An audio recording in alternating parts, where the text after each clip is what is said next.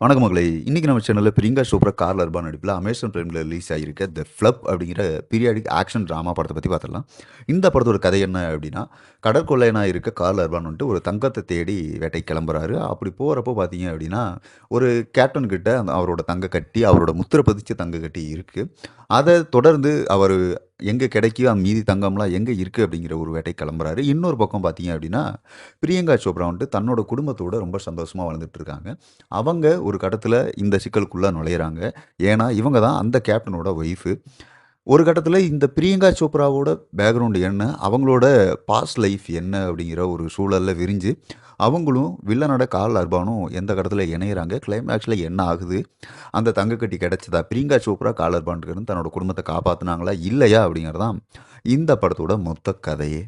பிரியங்கா சோப்ரா தான் இந்த படத்தோட main pillar of the film அப்படின்னே சொல்லலாம். ஏன்னா, அவங்களோட கேரக்டர் தான் ரொம்ப டெப்த்தா எழுதியிருக்காங்க. அவங்களுமே அவங்களோட கேரக்டர உணர்ந்து ஆக்ஷன் சீன்ஸா இருக்கட்டும், எமோஷனல் சீன்ஸா இருக்கட்டும், ஒரு தேர்ந்த நடிப்பு குடுத்துருக்காங்கன்னே சொல்லலாம். குறிப்பா ஆக்ஷன் சீன்ஸ்ல அவங்க காட்டுற வேரியேஷன்ஸா இருக்கட்டும், அவங்களோட விவேகமா இருக்கட்டும், எல்லாமே செம்மையா ஒர்க் ஆகியிருக்குன்னே சொல்லலாம்.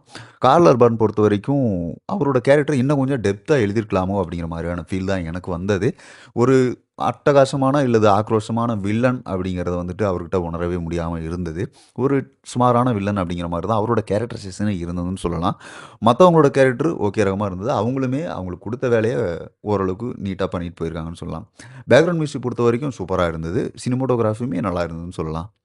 ஸ்க்ரீன் பிளேய பொறுத்தவரைக்கும் கொஞ்சம் வீக்கா இருக்க மாரி தான் ஃபீல் எனக்காச்சு. ஏன்னா, வழக்கமான பழிவாங்குற படத்துல என்ன ஃபார்மெட்ல ஸ்க்ரீன் பிளே இருக்குமோ, அதே ஃபார்மெட்ல தான் இந்த படமும் நகருது. அது ஒரு கட்டத்துல லைட்டா சலிப்பு தட்டுற மாரி இருக்கும்.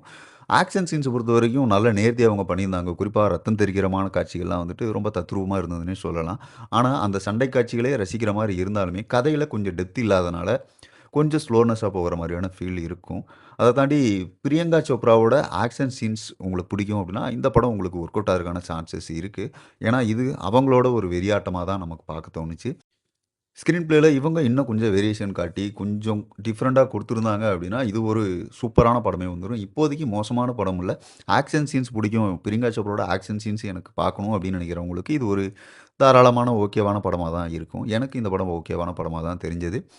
ரத்தம் தெறிக்கிற மாரியான காட்சிகள், வன்முறை காட்சிகள் நெறைய இருக்கனால, நீங்க குழந்தைகள தவிர்த்துட்டு தனியா பார்க்குறது ஓரளவுக்கு நல்லதுன்னு எனக்கு ஃபீல் ஆச்சு. மத்தபடி இந்த வீக்கெண்ட நம்ம ஒரு ஆக்ஷன் சீன் படத்தோட முடிக்கணும் அப்படின்னு நெனச்சீங்கன்னா, இந்த படம் உங்களுக்கு ஒரு ஓகேவான வாட்ச்சா இருக்கும் மக்களே. படம் அமேசான் பிரைம்ல இருக்கு. தமிழ் டப்பிங்குமே ஓரளவுக்கு நீட்டா பார்க்குற மாரி தான் இருந்தது. ஸோ பார்க்கணும்னு நெனைக்கிறேன் தாராளமா பாருங்க.